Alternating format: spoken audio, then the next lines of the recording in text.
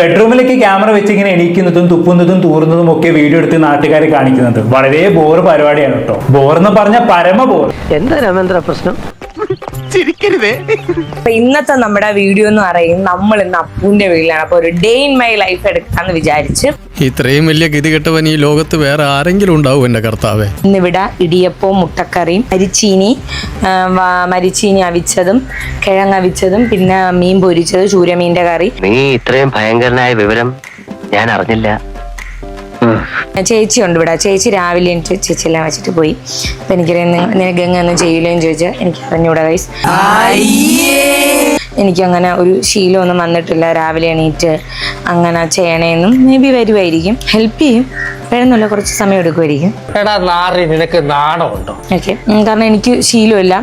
എനിക്കങ്ങനെ രാവിലെ എല്ലാം എനിക്ക് വെക്കാൻ അറിഞ്ഞൂടാ. എനിക്ക് എവിടെ തുടങ്ങണമെന്ന് പോലും അറിഞ്ഞൂടാ. അല്ല, എന്തെങ്ങനെയൊക്കെ പറയണേ? പിന്നെ ഞാൻ എങ്ങനെയൊക്കെ പറയണം? ചേച്ചി ഇതെല്ലാം രാവിലെ ഉണ്ടാക്കി വെച്ച് ജോലിക്ക് പോയി എന്നാണ് ഗംഗ പറയുന്നത്. എനിക്കിതൊന്നും ശീലമില്ലാത്തത് കൊണ്ട് ഞാൻ ആ ഏരിയയിലേക്ക് പോയി നോക്കിയിട്ടില്ല. ഇനിയിപ്പോ എന്താ ചെയ്യുക? ഒരു ആന കുത്താൻ വരികയാണെന്ന് കരുതി നീ അങ്ങോട്ട് നേരിടും. അമ്മയാണെങ്കിൽ വയ്യാതിരിക്കുകയുമാണ്. ഗംഗയുടെ ഈ ഒരു സ്റ്റേറ്റ്മെന്റ് ഇപ്പൊ പലരും ഏറ്റെടുത്തിട്ടുണ്ട്. ശീലമില്ല എന്ന ന്യായം പറഞ്ഞ് എല്ലാറ്റിനും മറ്റുള്ളവരെ കഷ്ടപ്പെടുത്തുന്നത് ശരിയാണെന്നാണ് പലരും ചോദിക്കുന്നത്. അയ്യോ, ഇങ്ങനെ പെൺമക്കൾ ഉണ്ടാവനെ പുണ്യം ചെയ്യണം. ചില കമന്റ്സ് വായിച്ചു നോക്കാം. Independence is not only about earning and spending money. അവനവന്റെ കാര്യം മറ്റുള്ളവരെ കൊണ്ട് ചെയ്യിപ്പിച്ചിട്ട് ശീലമില്ല എന്ന് പറഞ്ഞത് എവിടുത്തെ ഇൻഡിപെൻഡൻസിയാണ്? ഹോ, ഇതൊക്കെ കേട്ടിട്ടേ എന്റെ മസിൽസ് വെട്ടി കേറിയിട്ട് വയ്യ. ആണായാലും പെണ്ണായാലും കാണിക്കേണ്ട ബേസിക് മാനേഴ്സ് ആണ് സ്വന്തം കാര്യം സ്വന്തമായിട്ട് ചെയ്യുക എന്നത്. എണീറ്റ് പത്രത്തിന് മുന്നിൽ ഇരുന്നിട്ട് എല്ലാം ചേച്ചി ചെയ്യും അമ്മക്ക് വയ്യാത്തോണ്ടാണ് എന്നൊന്നും അറിയില്ല എന്നും പറയുന്നത് ഗമല്ല, ഉളുപ്പുകേട് എന്നല്ല എന്താ അതിനൊക്കെ പറയാ. ഇന്നും കിട്ടിയില്ലേ? കലിപ്പ് തീരുണ്ടോ ദൈവമേ, അവന്റെ മോതണ്ടല്ലേ. പറയുന്നത് കേട്ടാൽ തോന്നും എന്തോ വലിയ കാര്യമാണെന്ന്. ബോയ് ആയാലും ഗേഡായാലും സ്വന്തം കാര്യമെങ്കിലും നോക്കാൻ അറിയണം. ഇൻഡിപെൻഡന്റ് ഉദ്ദേശിക്കുന്നതിൽ ഇതും പെടും. നശിപ്പിച്ചു. അല്ലെങ്കിലും വേണ്ട സമയത്ത് ഒരു നല്ല കാര്യം ചെയ്യാൻ അവനെ കൊണ്ട് പറ്റൂല. കഴുത. Flash back. അത് കഴിഞ്ഞിട്ട് എന്റെ മാത്രം സീക്രട്ട് റെസിപ്പിയാണ് ഇത്. ഞാൻ ആർക്കും പറഞ്ഞു കൊടുക്കൂല. തൂക്കിയല്ലോ നാദാ. നീ അറിഞ്ഞ ഞാൻ പെട്ടു. ഒരാൾക്ക് ഞാനിത് പറഞ്ഞു കൊടുക്കൂല.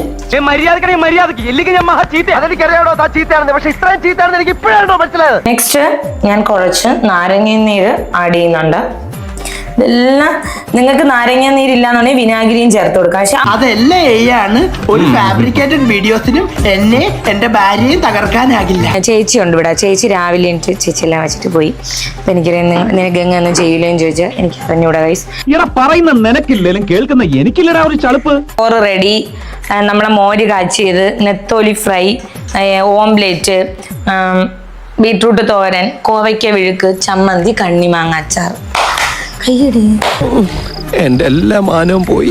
ഇത്രയും കഷ്ടപ്പെട്ടിരുന്ന് ഉണ്ടാക്കിയതും പോരാ. ഒരു കയ്യബദ്ധം നാറ്റിക്കരുത്. ഇനി തോന്നിയാസം പറഞ്ഞു നടന്നാലുണ്ടല്ലോ നാട്ടിലടിച്ചാൻ സൂപ്പാക്കും. കാരണം എനിക്ക് ശീലമില്ല.